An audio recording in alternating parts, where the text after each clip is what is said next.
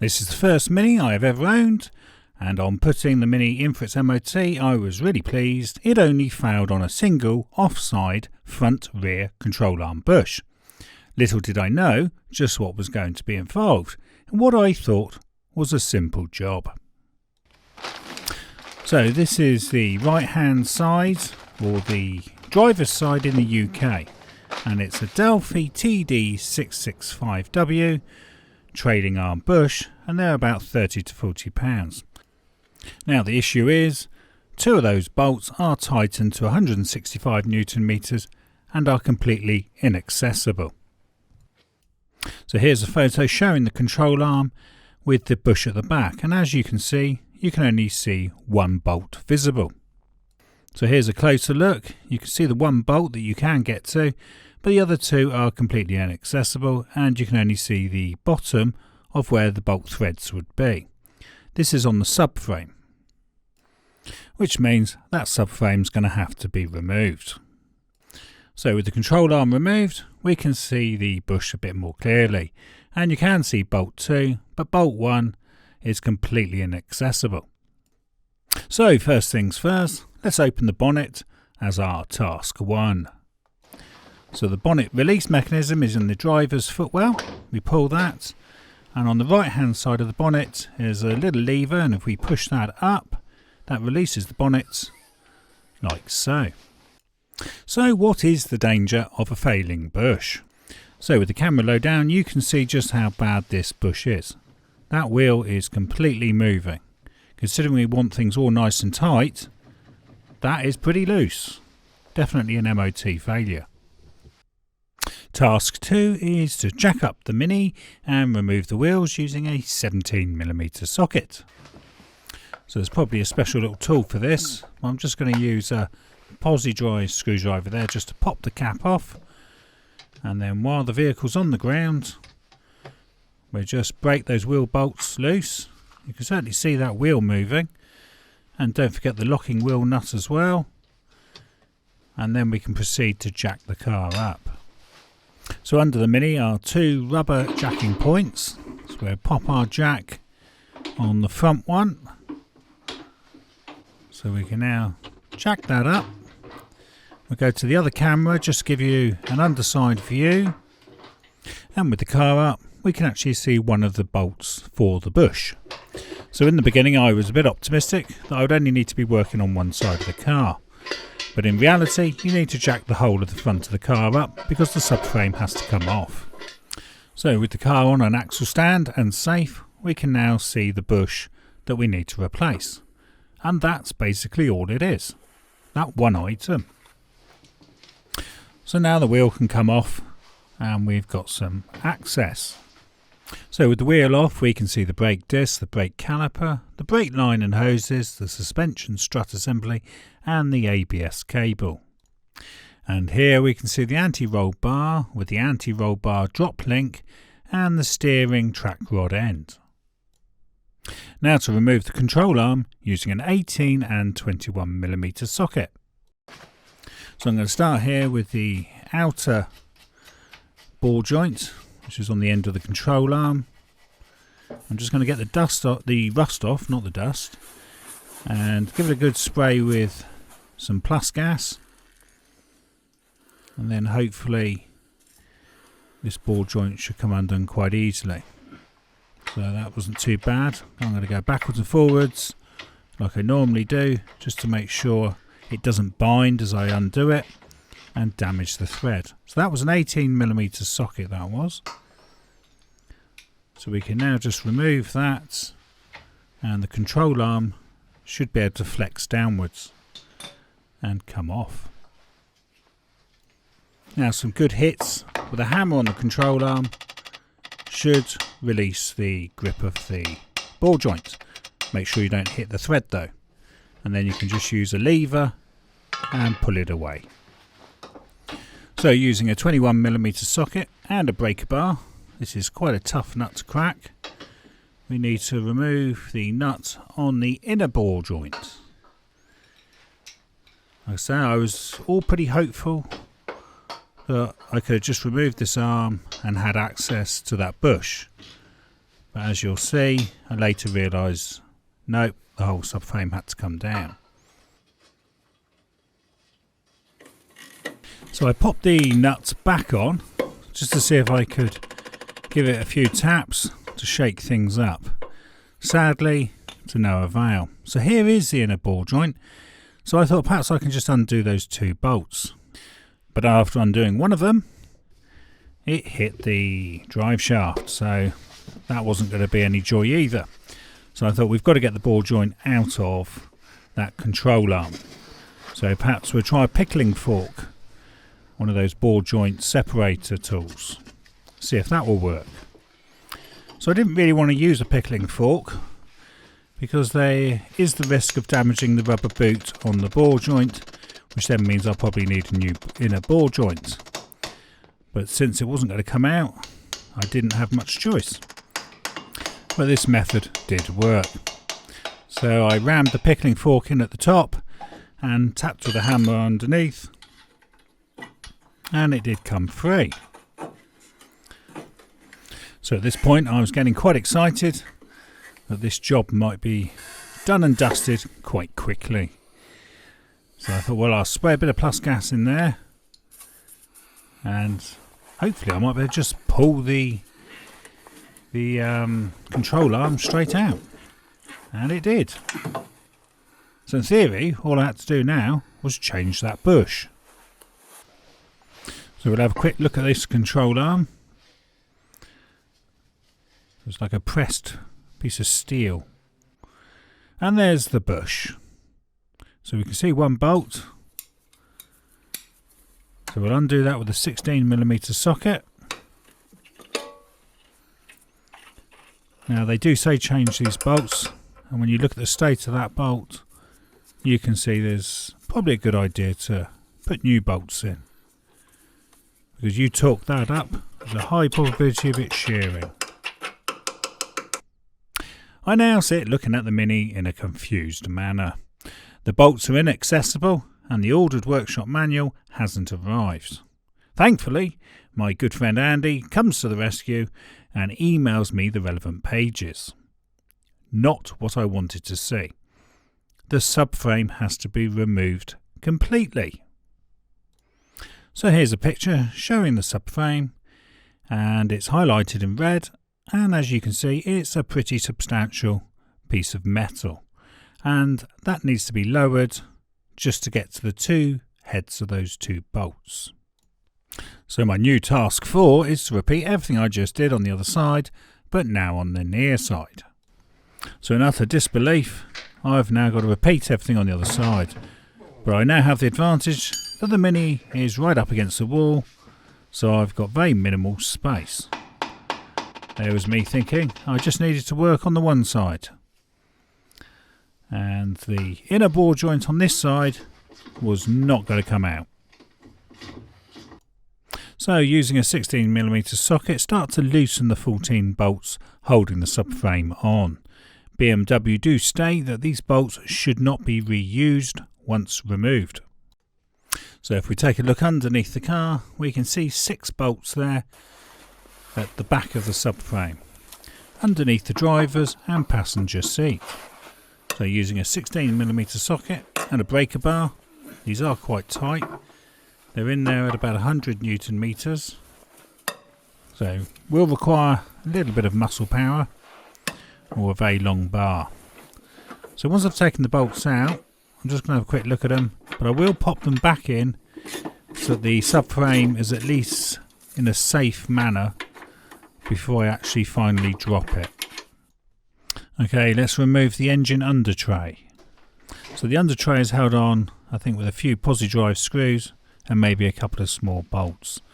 So we'll get that out of the way, and then we can have a closer look at what's under the car, and we can see the 2 cross tubes on either side on the subframe and the bolts attaching that, and also the lower engine mounting bracket. And what have we got here? A little red wire that has no home. I wonder where that goes to. Using a 17mm socket and a 5mm Allen key, unbolt the Droplink bars from the suspension strut to the anti-roll bar. So I'm just going to put a bit of plus gas on there in the hope that it will work a miracle. So in theory we hold it with a 5mm Allen key and turn the nuts with our 17mm spanner and all's good. But it's not. It's rotating on the Allen key, so it's not coming undone. Surely an impact gun will work. That should just shock it loose and get it on its way, shouldn't it? Or maybe not. This bush is becoming a challenge. It goes against the grain to destroy things, but sometimes that's the only way of getting these jobs done. We'll order a new Droplink. So continuing on with the subframe bolts, there's one just underneath here. So you might need an extension on that just to reach it. There we are. I'll pop it back in again just so the subframe's still being held. And then we've got the crush tubes. There's 2 bolts here. I wiggle it backwards and forwards just to stop the bolt binding. And again, I'm just going to pop it back in for the moment until I'm finally ready to drop the subframe. Now, using a 15mm socket and a 5mm Allen key, we need to remove the steering trackrod end from the hub. So I'm going to cheat a bit here with the air ratchet, because normally they do work quite well. And then a good tap there on the side of the hub, and at least this one's free. So this one came off all right, and thankfully no damage, so we can reuse that. Now, using a 13mm socket, unhitch the coolant expansion bottle, and then using a 10mm socket, unhitch the power steering reservoir bottle. So here's a quick photo to show the coolant reservoir, the power steering reservoir and the nuts. So we're going to use a 13mm spanner here just to unhitch the coolant bottle, and then we can move that out of the way. So that just pulls forward and lifts up. One small pipe there. Just tuck that out the way.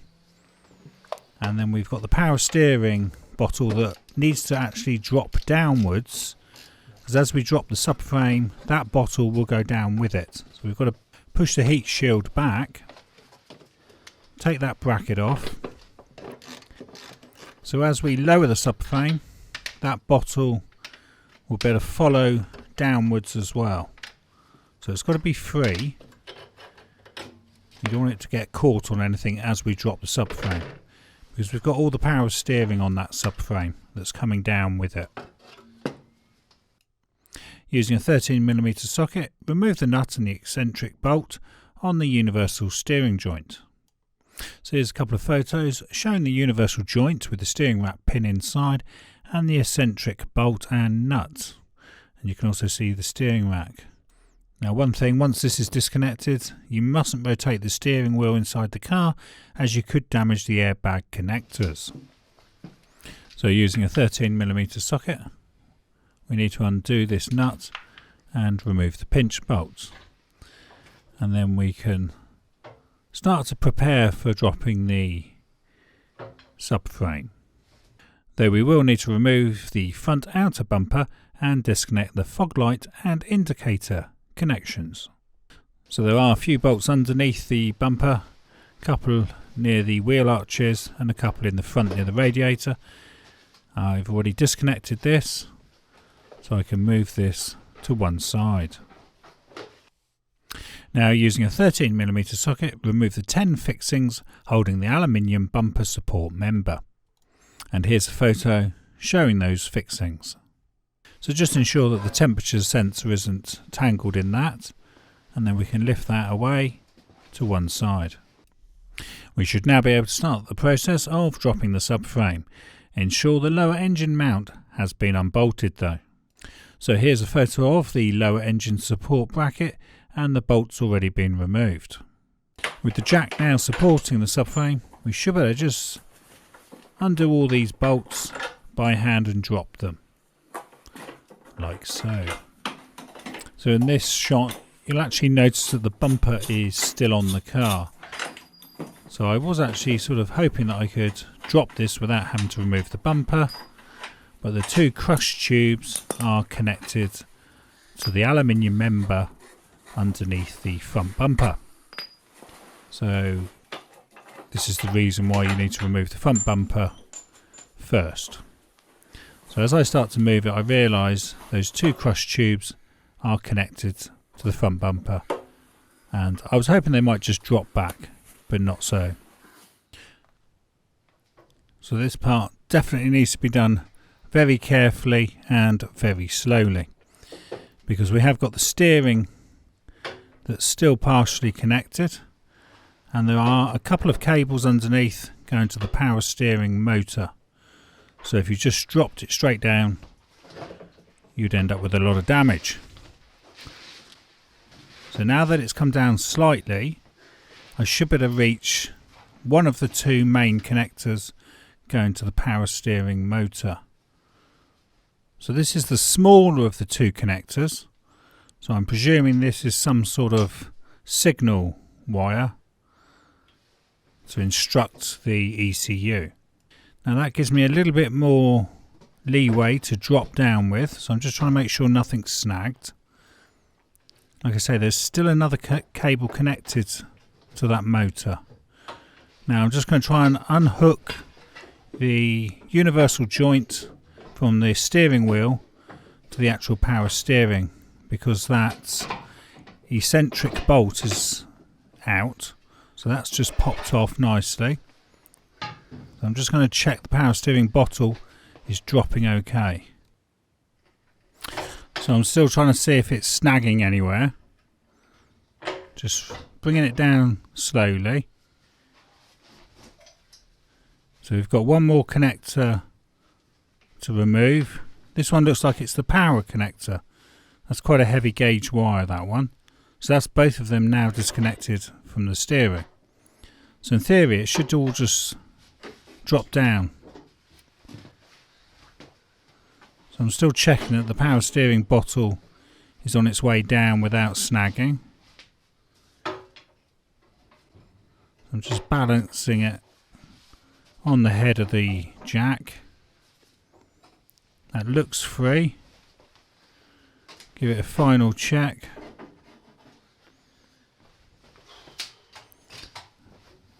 So now we should better just drop it straight to the ground.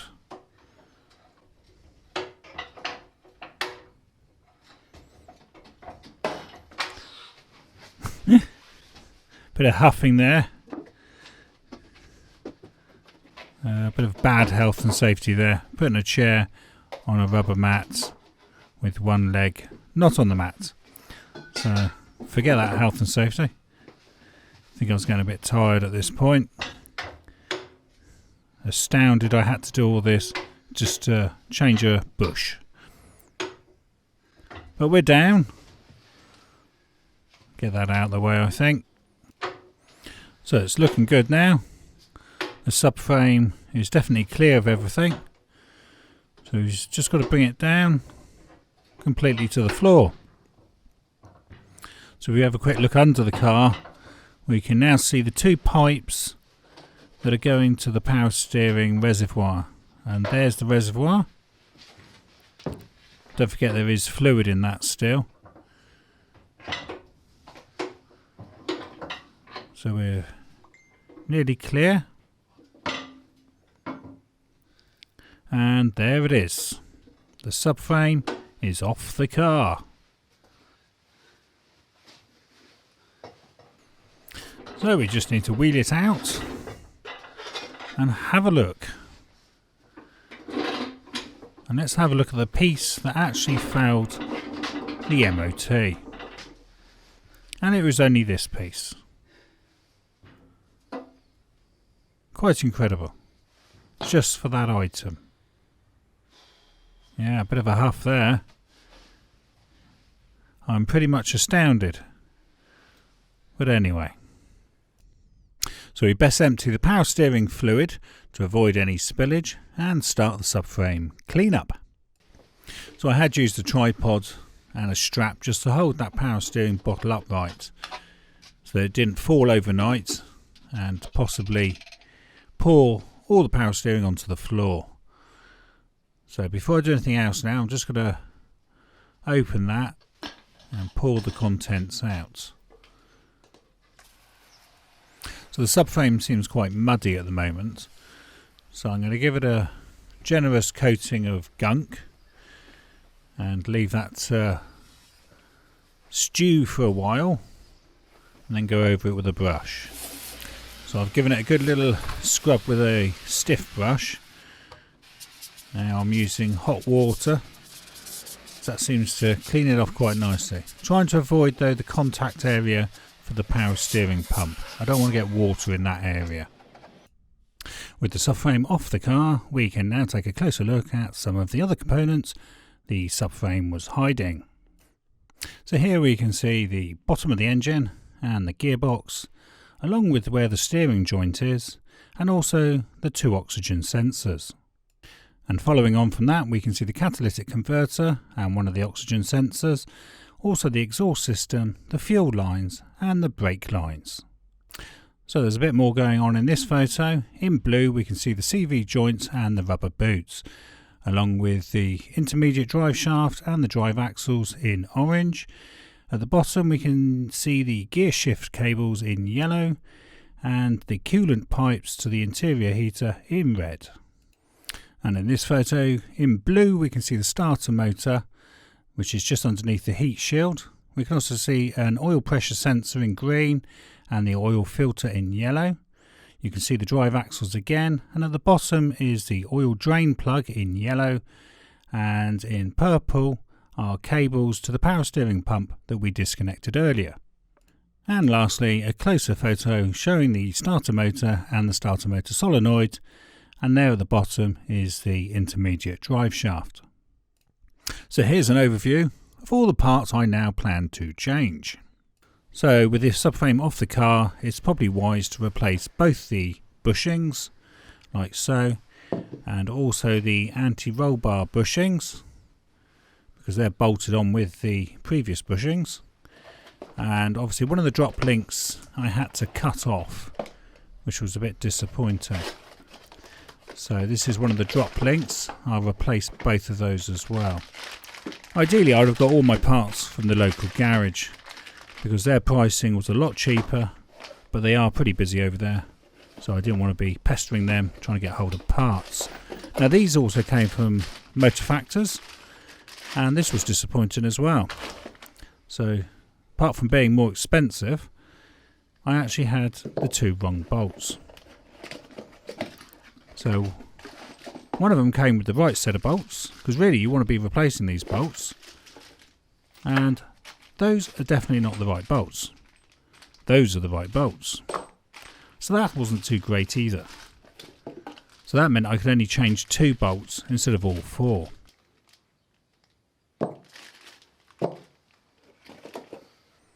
So here's some photographs of the subframe and its individual components.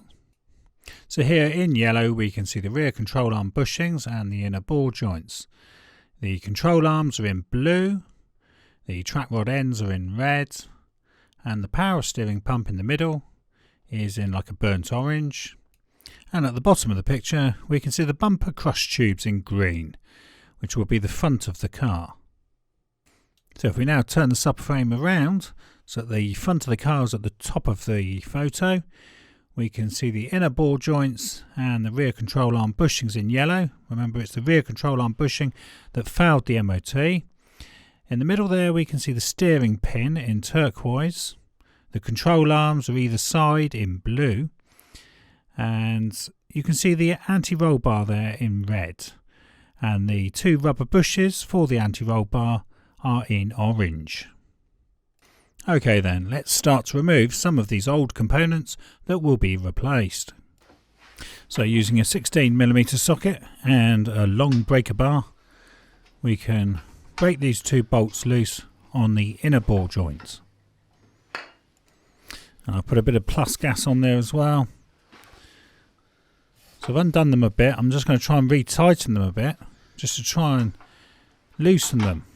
I might get an impact driver on this, I think. So even using quite a hefty impact driver, this bolt is definitely fighting. So I'm going backwards and forwards with the impact driver, just trying to gradually loosen it. And so I don't want to keep going anti-clockwise too much, or it might bind and damage the thread. Let's try this one.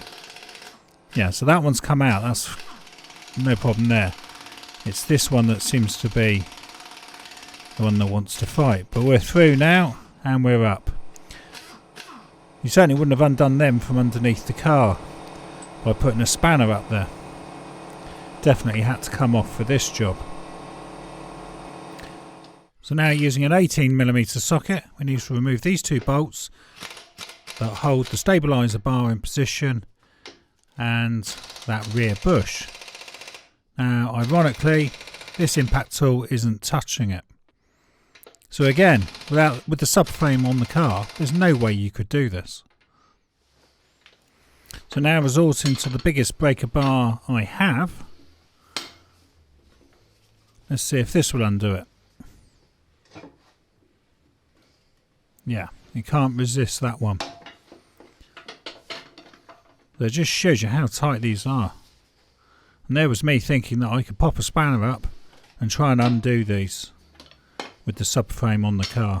Got no chance. So I can now use the impact to finish the job off. So it came out easily then. So there is two bushes underneath those brackets which hold the roll bar. So you pull that bracket off the top and there's one of the bushes. So before I forget, I'm going to change this roll bar bushing now. Now I've just popped a bit of rubber grease on there, which I think is a vegetable based grease. Now you probably actually don't need to do that because I think these bushes are lined with PTFE anyway. But I've popped a bit on there anyway, just to make assembly a bit easier. And being a vegetable grease, it'll probably wash off quite easily in use. So anyway, onto the control arm now. So we need to use a press and start getting these pieces off.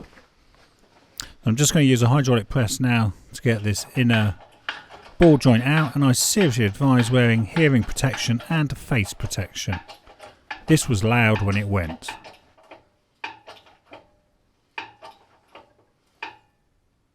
Just know it's going to go. Oh, jeez, my ears. And that did actually hurt my ears. Right, so that ball joint's now out at last. Now that's out, we can focus our attention onto the control arm bushing. So this was relatively simple. Spray a bit of plus gas in there. Now this one isn't the one that failed the MOT. This is the one that actually still passed. And yet you can see it didn't have long. Probably only get another year out of that before I had to replace this side. So there we go.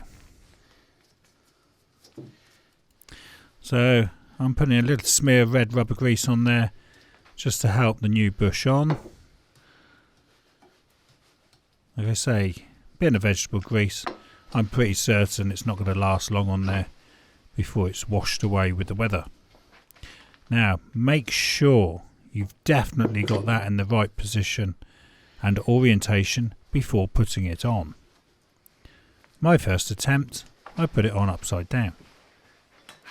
I'll keep this bit in the video for those that often ask me, am I a qualified mechanic? And clearly the answer is no, because that piece is on upside down. Now presumably a mechanic would have known that. So I've now got to take that back off again and flip it over. So my quick solution to getting the bush on was to use a couple of sash clamps, making sure they were making contact in the middle of the control arm bush, not on the outside, otherwise you'd damage the rubber. So there is a metal centre part which is where the pressure must be applied. So this was a bit fiddly, but it did sort of get the job done, and having a bit of red rubber grease on there eased in the process of getting it on there. So this is now in the correct orientation, and hopefully this will fit on the car. So you can now see the centre peg starting to protrude through the bush.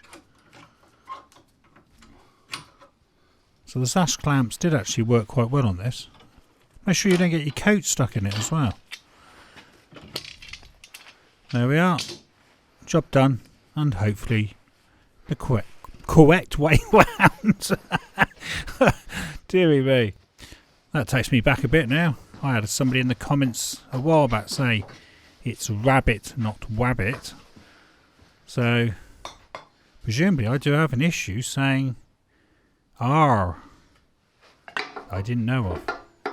I do now though. Thank you YouTube for pointing out my speech impediment. Without doing this I would never have known about it. Anyway, so the bush is now fitting on there nicely. And I'm going to add another bit of red rubber grease. Like I say, you're probably not supposed to do that. But it does ease with putting things together, especially rubber items. So anyway, so that's looking good. So we can pop the bolts back in. So I'm going to reuse these bolts. I'm just going to pop a bit of oil on, just to help with their tightening up. I mean, sometimes they say these bolts should be changed and new ones used. So might be worth phoning up your local BMW garage just to confirm whether those bolts should be new or whether you can reuse them a second time. So I'll just snug these up with a ratchet, and then I will need to go over them with a torque wrench, and I think these are about 165 Newton meters, so it's pretty tight.